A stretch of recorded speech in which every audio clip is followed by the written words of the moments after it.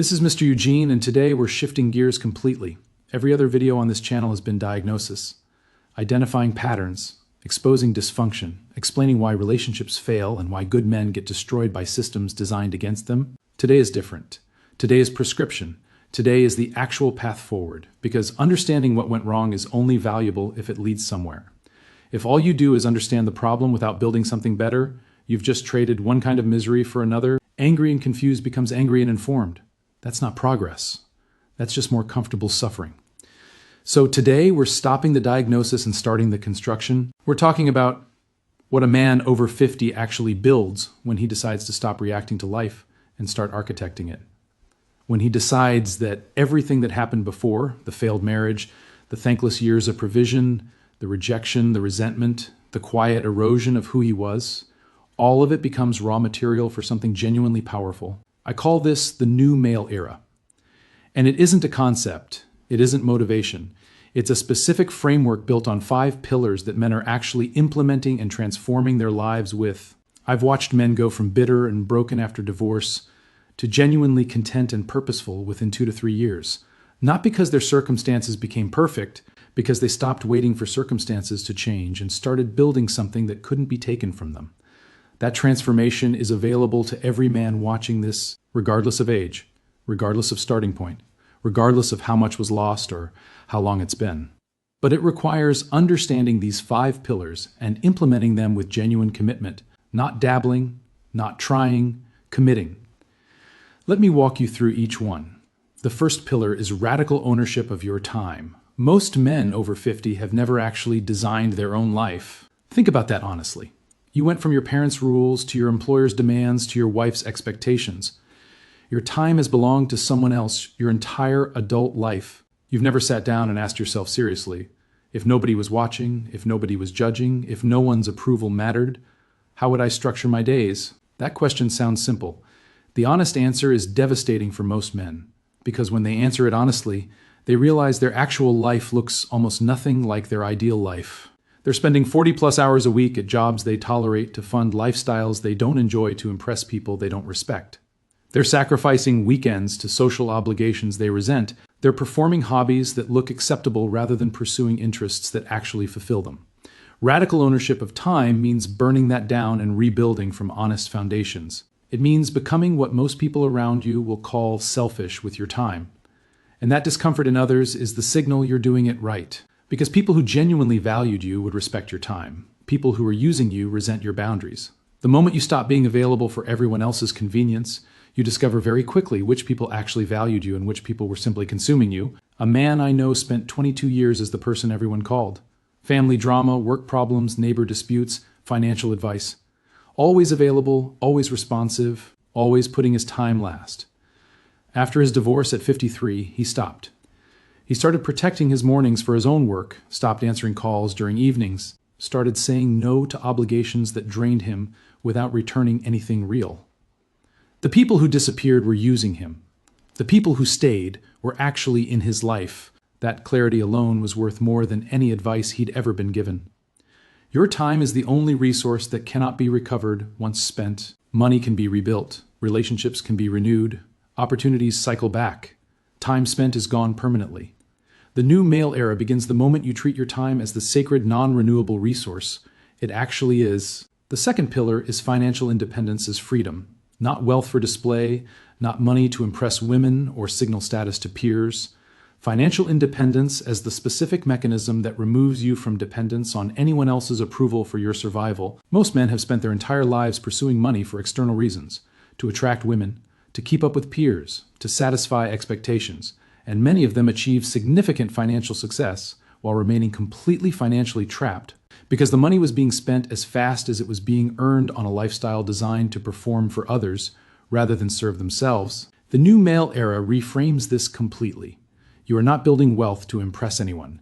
You are building wealth to free yourself from needing anyone's approval to live how you want. This starts with eliminating debt. Debt is not a financial problem. Debt is a freedom problem. Every debt you carry is someone else's claim on your future time and labor. Every monthly payment is a chain keeping you obligated to a job you might otherwise leave, a situation you might otherwise exit, a life you might otherwise redesign. Aggressive debt elimination is not about financial responsibility in the conventional sense. It's about reclaiming your options. The man with no debt has options the indebted man simply does not have. Next is building margin. Living below your means not as deprivation, but as deliberate strategy. The gap between what you earn and what you spend is not just savings, it's freedom accumulating. It's future options being created. It's the ability to say no being built 1 month at a time. Men who have no margin have no choices. They cannot say no to work that destroys them, cannot exit relationships that damage them, cannot pursue opportunities that excite them. Every decision gets filtered through financial desperation, and desperation produces bad decisions consistently. And then, beyond margin, building assets that generate income without requiring your direct time. This is patient, unglamorous, consistent work over years. Investments growing quietly, a small business producing revenue, property generating rent, whatever matches your skills and circumstances. The goal is not becoming wealthy by other people's standards. The goal is reaching the point where your assets cover your basic life without your labor being sold to someone else. When that happens, everything changes psychologically. Scarcity mindset disappears. Desperate decisions stop. You stop tolerating what you shouldn't tolerate because your survival no longer depends on tolerating it. You operate from abundance, and abundance changes how you carry yourself, how others perceive you, and what opportunities find their way to you. The third pillar is physical dominance of your domain, not bodybuilding, not competing unless that calls to you. Refusing to let your body deteriorate into weakness and dependence while you still have decades of living ahead of you. Modern life makes it extraordinarily easy to become physically useless. You can go years without significant physical challenge. Office work requires nothing from your body. Entertainment requires nothing. Convenience has eliminated most of what used to demand physical capability from men. And the result is men in their 50s and 60s who are soft, stiff, breathless, and declining rapidly. Men who cannot lift their own body weight, cannot walk significant distances without exhaustion, cannot handle physical challenges without requiring assistance. The new male era refuses this, not out of vanity, out of understanding that physical weakness is vulnerability. And you are building a life where you are not vulnerable to anyone else's assistance or approval. Resistance training is not optional. Your body needs muscular strength to function well, not massive muscles. Functional strength, the kind that lets you move well, lift what needs lifting, handle physical challenges without injury. 2 to 4 sessions per week of consistent resistance work is the minimum. Non-negotiable. Cardiovascular capability matters equally. Your heart and lungs need regular challenge. Whatever you'll actually do consistently, running, cycling, swimming, rowing, the activity matters less than the consistency. Your cardiovascular system either gets stronger through regular challenge or it declines. There is no maintenance mode. Nutrition becomes critical after 50 in ways it wasn't before. Your body is less forgiving of poor fuel. Adequate protein maintains muscle that would otherwise disappear. Quality food supports the hormonal environment that keeps you sharp and capable. Processed food inflames and ages you faster than almost anything else you could do. Here is what nobody says clearly enough about physical training after 50. The discipline required to train consistently when you don't feel like it builds discipline that transfers into every other area of your life. The mental toughness developed by pushing through physical discomfort creates toughness that handles everything else life presents. The confidence generated by a body that performs well radiates outward into how you carry yourself, how you speak, how you make decisions. Physical capability is also increasingly rare. Most men your age are soft and declining. If you're fit, strong, and capable, you stand out dramatically. Not to impress anyone, because capability is freedom, and freedom requires capability. The fourth pillar is intellectual sovereignty and continuous growth. Most men stop genuinely learning after formal education ends. They stop reading material that challenges them, stop exposing themselves to difficult ideas, stop questioning the assumptions they've accumulated. They become intellectually stagnant, defending positions they inherited rather than developed, repeating received wisdom without examination. The new male era requires continuous intellectual growth because your mind either expands or atrophies. There is no stable middle ground. You are either becoming sharper or becoming duller. Every year without intentional intellectual growth is a year of slow decline. Reading actual books is the foundation. Not social media, not news feeds. Books that challenge you, expose you to ideas you haven't considered, force genuine thinking rather than passive consumption. historical works that reveal patterns repeating across centuries, philosophical works that sharpen your reasoning, biographical works showing how other men navigated serious challenges, technical works building genuine expertise. The goal is not becoming academic. The goal is maintaining intellectual independence. Because here is what reading widely does beyond building knowledge: it inoculates you against manipulation. It exposes you to diverse perspectives that prevent ideological capture. It builds pattern recognition that lets you see through the narratives being pushed at you constantly by media, culture, and social pressure. Society profits from men who don't think critically, men who accept mainstream narratives without examination, men who follow prescribed paths without questioning where those paths actually lead, men who consume what they're told to consume and believe what they're told to believe.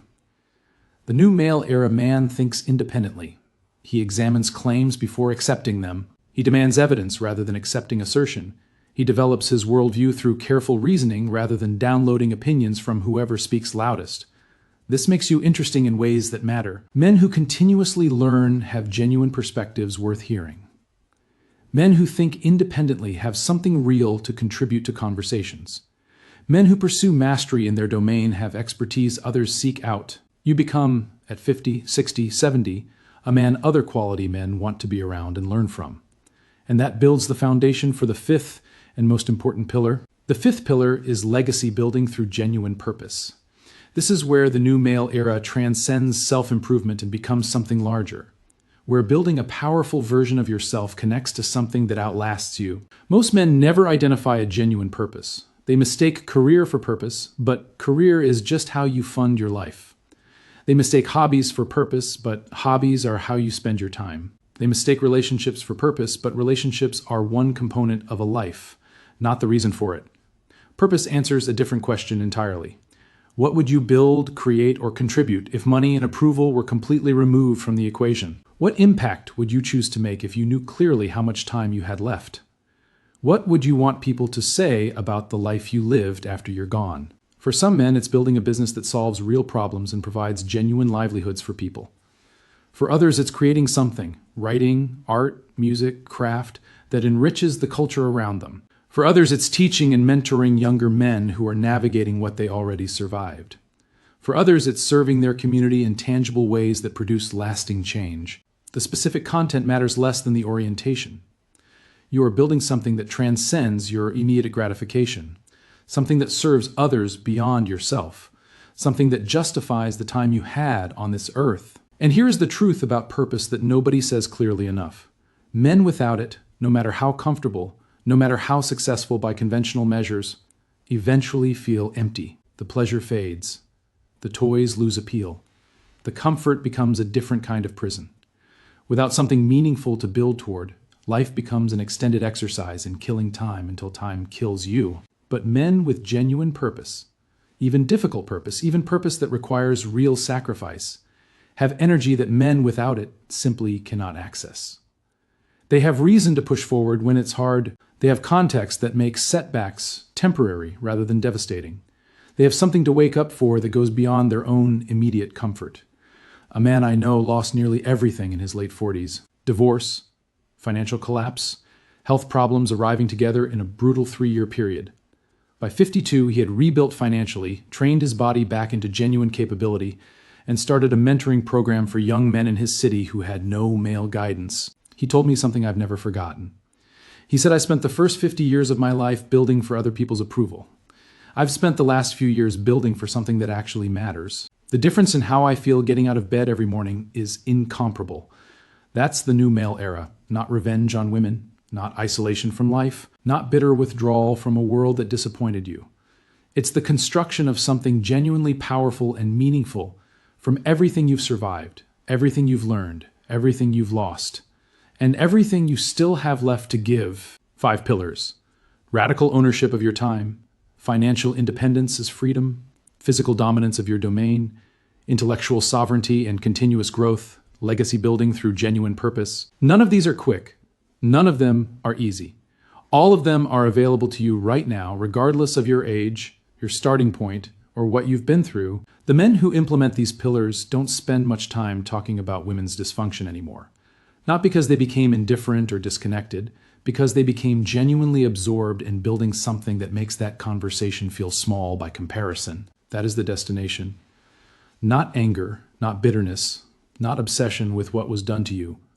A life so genuinely fulfilling, so purposefully constructed, so authentically yours, that you look back on everything that happened and understand it was all preparation for this. You're over 50. You have experience no younger man has, clarity no younger man possesses. And if you're honest, more time ahead of you than you're currently using. Well, start building. The new male era begins the moment you decide it does. Men, which of these 5 pillars are you already working on, and which one do you know you've been neglecting? Subscribe for the framework that turns everything you've been through into the foundation of the most powerful version of yourself.